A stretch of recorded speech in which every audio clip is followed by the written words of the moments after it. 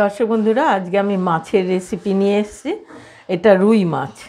আমি মাছটা খুব সিম্পলভাবে রান্না করব। সবসময় পেঁয়াজ রসুন শরীরের জন্য ভালোও লাগে না, অথচ খেতে হবে মাছটা। আর এই শীতের সিজনে আমি তাই একটু বড়ি দিয়ে রান্না করব, বড়ি আলু দিয়ে ধনে জিরে দিয়ে রান্না করব। সে কারণে আমি মাছগুলো নিয়েছি। এবার একটু লবণ মাখিয়ে দিলাম, লবণ হলুদ মাখিয়ে রাখলাম। এবার ভাজবো মাছগুলোকে। আমি রুই মাছ রান্না করছি। রুই মাছটাই বড়ি টড়ি দিয়ে সিম্পলভাবে রাঁধলে ভালো লাগে খেতে শীতের সময়। তার সঙ্গে একটু ধনে পাতা দেবো। আমি মাছের তেল গরম করতে দিয়ে দিয়েছি। মাছগুলো এবার ভাজবো, একটু গরম হোক তেলটা। প্রথমে আমি বড়ি ভেজে নেব। বড়িটা ভেজে তুলে রাখবো। বড়িগুলো দিয়ে দিলাম।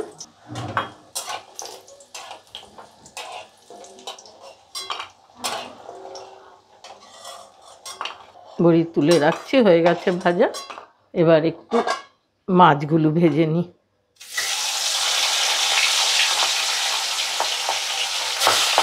মাছগুলো বেশি ভাজবো না। এবার আমি তুলে নিলাম মাছ ভাজা হয়ে গেল। আমি খুব লাল করে ভাজিনি, তাতে মাছের গুণটা নষ্ট হয়ে যায়। একদম শক্ত করে ভাজলে মাছ ভালো লাগে না খেতে। এবার আমি এখানে দুটো কাঁচা লঙ্কা দিয়ে দিলাম। ঝালটা যার যার পরিবারের টেস্টের ওপরে দেবেন। এবার আলুগুলো কেটে রেখেছি, আলু দিয়ে করব, তাই আলুগুলো একটু সাঁতলে নিই, তারপরে এর মধ্যে মশলা দেবো। আমি একটা পেস্ট বানিয়ে নিচ্ছি। এটা আদা বাটা, একটু জল দিয়ে নিয়েছি। আদা বাটায় 1 চামচ দিলাম 1 টিস্পুন জিরে গুঁড়ো, 1 টিস্পুন ধনে গুঁড়ো। এটাতে বেশি মশলা যাবে না। আর আন্দাজ মতো নুন দিয়ে একটা সুন্দর পেস্ট আমি বানিয়ে নেব। সব দিয়ে একটা পেস্ট করে নিলাম।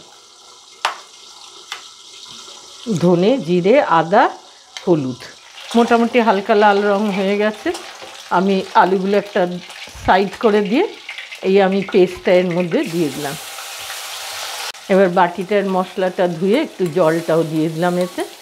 এবার এটা সব শুদ্ধ একটু ভাজা ভাজা হবে। যখন তেল ছাড়তে আরম্ভ করবে তখন মাপ করে ঝোল দেবো। এর মধ্যে আমি এখন একটা টমেটো কেটে দেবো। এবার টমেটোগুলো দিয়ে দিলাম এর মধ্যে। সব শুদ্ধ একটু ভাজা ভাজা হবে। আবার মশলাগুলো সব ভাজা হয়ে গেছে। এবার আমি ঝোলের জন্য জল দেবো। মাপের জল দিয়ে দিলাম। এরপরে আলুগুলো সেদ্ধ হবে। আমি লবণটা দিয়ে দিলাম এখন ঝোলের মধ্যে। আর কোনো মশলা যাবে না। এবার ঢাকা দিয়ে দিই ফোটার জন্যে। ঝোলটা ফুটে গেছে। এবার আমি এর মধ্যে বড়ি দিয়ে দেবো, কেননা সবসময় সেদ্ধ হয় না বড়িগুলো, ওই জন্য এর মধ্যে দিয়ে দেবো। যতক্ষণ আলুটা সেদ্ধ হবে বড়ি ওর সাথে সেদ্ধ হবে। 5 মিনিট পরে ঢাকনাটা খুলে দিচ্ছি। একটা আলু কেটে দেখলেই হবে আলু সেদ্ধ হয়ে গেছে, বড়িও সেদ্ধ হয়ে গেছে। এবার আমি মাছগুলো এতে দিয়ে দেবো। মাছগুলো দিয়ে এবার আবার একটু ঢাকা দিয়ে দিতে হবে 3 থেকে 4 মিনিট একটু, কেন মাছগুলো একটু সিদ্ধ হবে, নরম হয়ে যাবে তখন। ঢাকা দিয়ে দিলাম। আমি 3 মিনিট পরে এসে ঢাকনাটা খুলছি। সব সেদ্ধ হয়ে গেছে।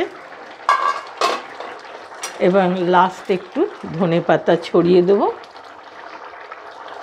গ্যাস অফ করে দিলাম। এবার আমি ঝোল, মাছের ঝোল, তরকারির ঝোল যেটাই করুন, যখনই ফুটে যাবে আঁচটা কমিয়ে ঢাকা দিয়ে দেবেন। দেখবেন খুব ভালো তাড়াতাড়ি সেদ্ধ হয়, রান্নাটা তাড়াতাড়ি হয়। সব সময় চড়া আঁচে রান্না ভালো হয় না। আমি এবার একটা ঢেলে নিচ্ছি।